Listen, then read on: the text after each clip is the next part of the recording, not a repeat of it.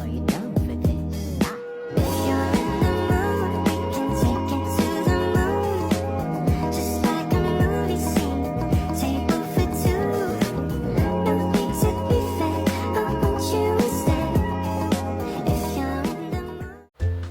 Assalamualaikum warahmatullahi wabarakatuh. Halo semuanya, perkenalkan nama saya Afifah Sania dengan NIM 612012300019, kelas RA1, semester 3, program studi manajemen Fakultas Ekonomi dan Bisnis, Universitas Primagaha.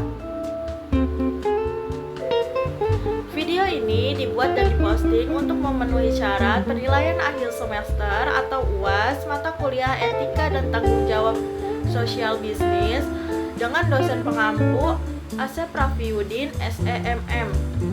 Di sini saya akan menjelaskan materi tentang perlindungan kepada karyawan dalam bisnis. Baik, langsung saja ke materi yang pertama. Ada perlindungan kepada karyawan dalam bisnis. Perlindungan terhadap karyawan merupakan aspek fundamental dalam dunia bisnis. Setiap perusahaan wajib memastikan bahwa karyawan mendapatkan hak-haknya, bekerja dalam lingkungan yang aman, serta terbebas dari diskriminasi dan eksploitasi. Perlindungan ini tidak hanya membantu meningkatkan kesejahteraan karyawan, tetapi juga berdampak positif terhadap produktivitas dan keberlanjutan bisnis. Baik, materi selanjutnya ada hak-hak karyawan dalam dunia kerja. Setiap karyawan memiliki hak-hak dasar yang harus dihormati oleh perusahaan. Hak-hak ini biasanya dilindungi oleh undang-undang ketenagakerjaan yang berlaku di setiap negara. Beberapa hak dasar karyawan meliputi yang pertama ada hak atas gaji yang layak. Karyawan berhak mendapatkan gaji yang sesuai dan standar minimum yang ditetapkan oleh pemerintah atau industri. Perusahaan juga harus memastikan pembayaran upah tepat waktu dan memberikan tunjangan yang relevan seperti tunjangan kesehatan dan asuransi, tunjangan hari raya dan bonus kerja, jaminan pensiun dan pesangon bagi karyawan yang pensiun atau terkena PHK.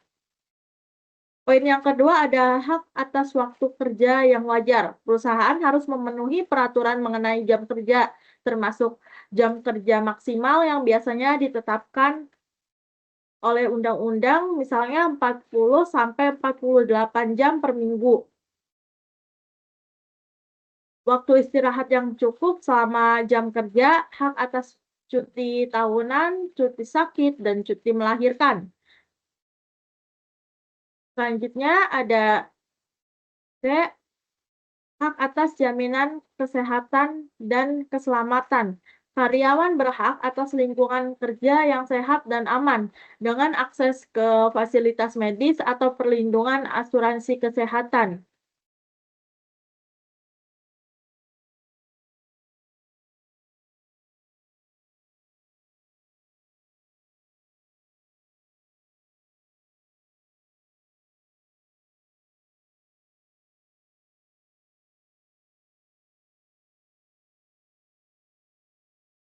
Poin selanjutnya ada keselamatan dan kesehatan kerja atau K3.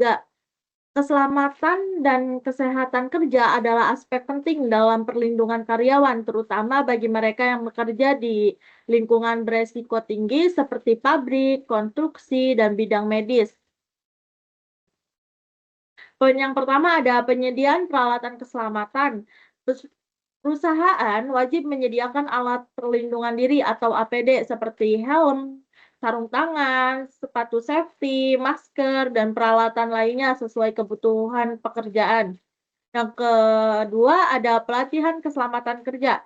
Karyawan harus mendapatkan pelatihan mengenai prosedur keselamatan kerja, cara menggunakan alat berat, serta bagaimana menangani situasi darurat seperti kebakaran atau kecelakaan kerja. Poin yang ketiga ada inspeksi dan pemeliharaan tempat kerja. Manajemen harus secara berkala menciptakan kondisi tempat kerja untuk memastikan tidak ada potensi bahaya yang dapat mengancam keselamatan karyawan. Materi yang selanjutnya ada kebijakan anti diskriminasi dan anti pelecehan. Untuk menciptakan lingkungan kerja yang sehat dan inklusif, perusahaan harus menerapkan kebijakan tegas terhadap diskriminasi dan pelecehan. Poin yang pertama ada perlindungan terhadap diskriminasi. Setiap perusahaan harus memiliki kebijakan yang melarang diskriminasi berdasarkan genre atau orientasi seksual, suku, agama, ras, usia atau kondisi fisik tertentu, atau disabilitas. Yang B ada pencegahan pelecehan di tempat kerja. Pelecehan seksual dan intimidasi di tempat kerja dapat berdampak negatif terhadap karyawan dan produktivitas perusahaan. Oleh karena itu, perusahaan harus menyediakan mekanisme pengaduan yang jelas dan mengambil tindakan tegas terhadap pelaku pelecehan.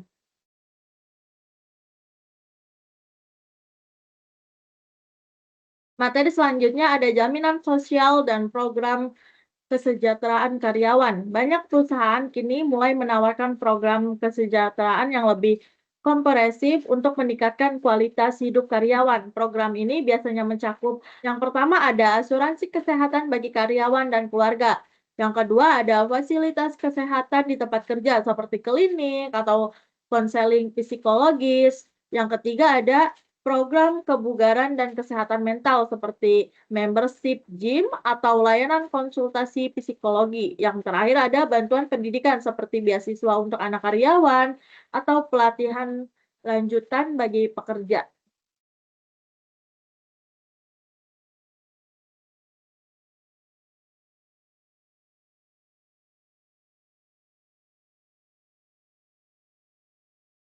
Yang kelima ada dampak positif perlindungan karyawan terhadap bisnis.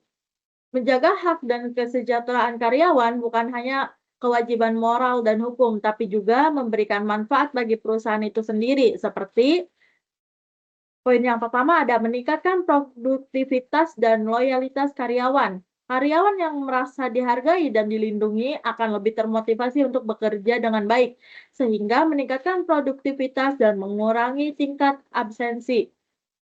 Poin yang kedua ada mengurangi tingkat pergantian karyawan atau turnover rate. Lingkungan kerja yang baik membuat karyawan lebih betah bekerja di perusahaan, mengurangi biaya rekrutmen dan pelatihan bagi karyawan baru. Poin yang ketiga ada meningkatkan reputasi perusahaan. Perusahaan yang memperlakukan karyawan dengan baik akan memiliki citra positif di masyarakat, pelanggan, dan calon tenaga kerja. Dan poin yang terakhir ada meminimalkan resiko hukum. Dengan mematuhi peraturan dan ketenagakerjaan, perusahaan dapat menghindari masalah hukum seperti tuntutan dari karyawan terkait upah, kecelakaan kerja, dan diskriminasi.